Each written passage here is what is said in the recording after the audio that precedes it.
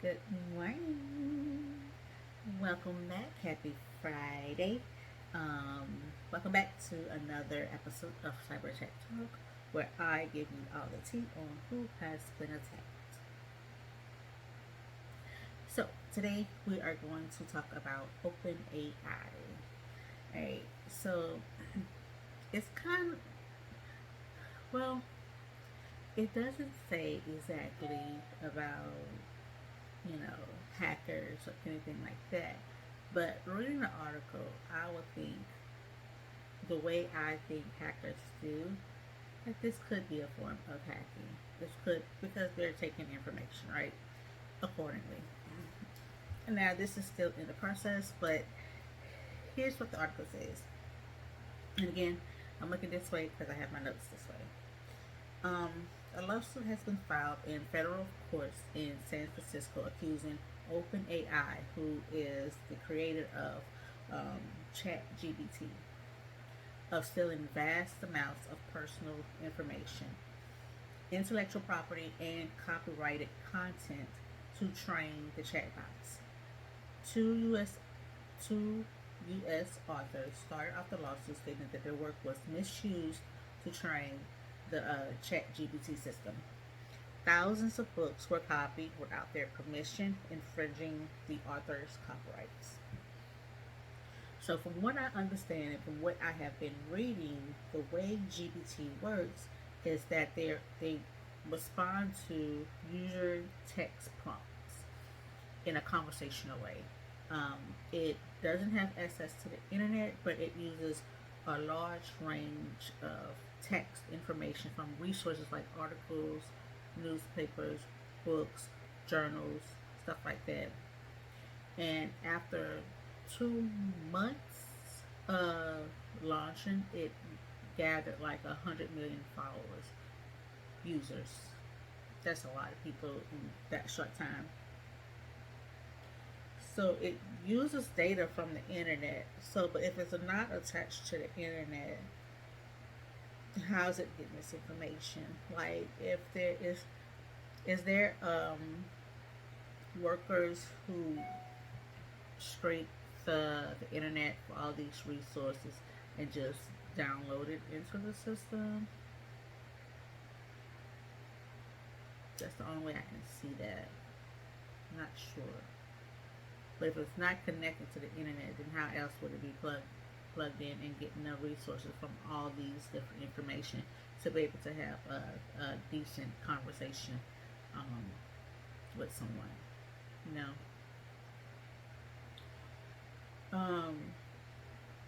And then I've seen where not only that it uses the data, but anything that you type into the chat box, whether it's personal information, to say you put in your name. I've never used it. Your name, address, whatever like that. Not only does it collects it, but it makes it available for those who's training them. But it makes it available for the AI trainers. So I don't know what conversation you'll be having to say the kind of person information.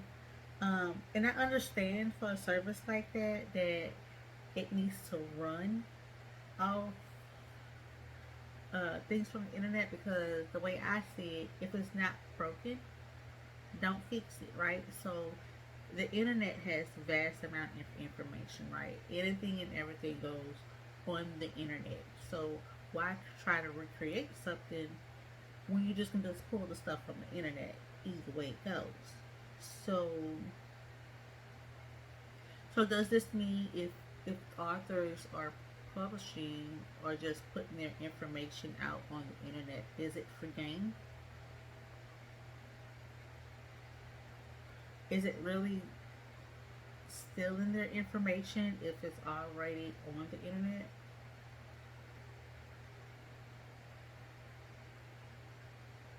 What do you guys think? Because I don't think so, unless they have it stated that this is copyright, do not copy. They have the little clauses, but then from what I from when I've grown up and when I was in high school, Um, I was always taught, you know, if you're going to use someone's work, give them credit. No matter what your sources, we had to list out where we got our information, what sources, encyclopedia, all that good jazz. List them out in your research. Are they doing that? Are they reaching out to the, well, obviously they're not reaching out to these authors to use their information if they're suing them. And would they be, would it have like some of the snippet, maybe a tab in their chat box that states their resources of where they're getting information? Because a lot of stuff on the internet is outdated too. I don't see like anyone going out there and reaching out to the sources, getting updated information. So if the chat box is using information from the web, the internet, from the time it's been created up until now, if you go back, if you ask questions like history, would they really know that? Would it be up to date on the current status of stuff? Yeah, yeah. So I've seen where the best one way you can protect yourself is using the, what do they call it? The operating system incognito mode, and then you can turn off the check history. But I'm just saying, I mean, you got to use the stuff like you would do anything, right? You don't just give your personal information. I don't know a reason why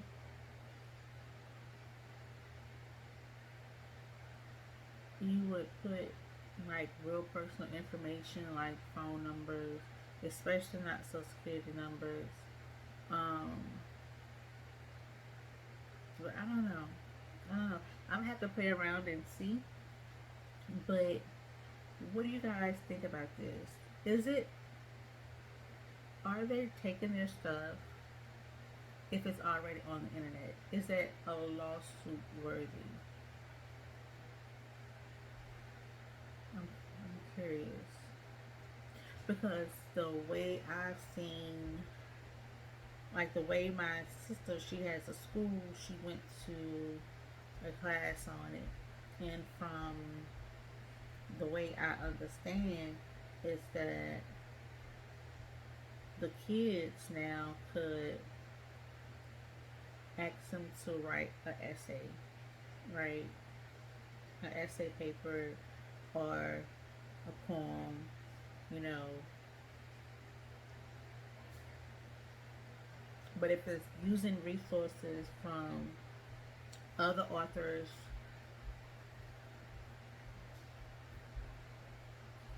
would it be copyrighted? Is the question. And is there a way to test them, their theory?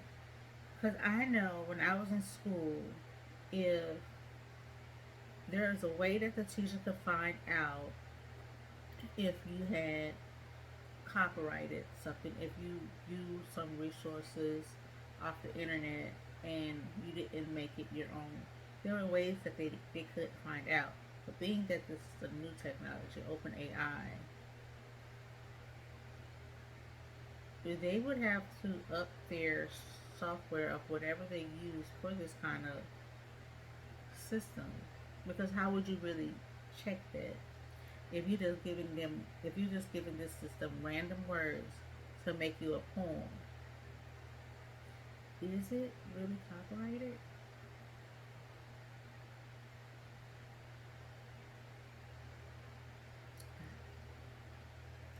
That's gonna be hard to prove. That kind of thing. Now the authors, the books with the authors, I'm not sure about that because if they're using their sources and if they can prove like this content is in their book, I think they would have a case. I think, but I'm no lawyer, so I think they would have a strong fight. And then Like even with these artists, the songs, and how the AI could make verses or songs or raps sometimes better than the artists.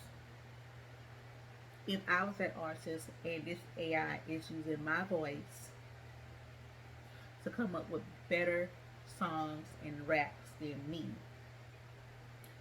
I would feel some type of way about it. I would feel some type of way because at the end of the day, it's taken away. I feel like it's taken away from the jobs of these artists, of these the music people, the authors and stuff like that. They're taking away their jobs, and it eventually what's going to happen to us or them, if the AI is taking over everything. And that could go on conspiracy theory that people making these robots to replace, we have the self checkouts at Walmart now, which I don't agree with. I feel like that's taking away people's jobs, especially kids and high schoolers who wants to be independent and who wants to have the job to be able to start taking care of themselves. Eh, If you if you have all cash registers that's self checkout, then where are those kids going to go? Where are they? Because they're not going to be able to jump into a career for a high paying job. You got to start somewhere, and these jobs are perfect for these kids. So if that is going away and you have the robots that can, take the orders and give you your food and do the drive through at McDonald's or Wendy's or something like that, those are taken away from the jobs that these kids can do to make a living for themselves. So as much as I like technology, I don't like the way that it's going. Me personally, a lot of people do, but I think those people that who doesn't understand the long term of it. And if companies can get robots or open AIs to do their job, that's less overhead that they have to deal with. That's less money that they have to pay out. So that's how I think about it. What do you guys think um, about this open AI, Chat GPT, the robots, self checkout, and um, the robots delivering your food to you, delivering your towels, and all the things you need at the hotels? What do you guys think? What do you guys think? Put them in the comments below and let me know, and let's have a discussion. Alright. Happy Friday. And well, you guys see this on Tuesday, but it's Friday today. And I will see you guys in the next video. Bye.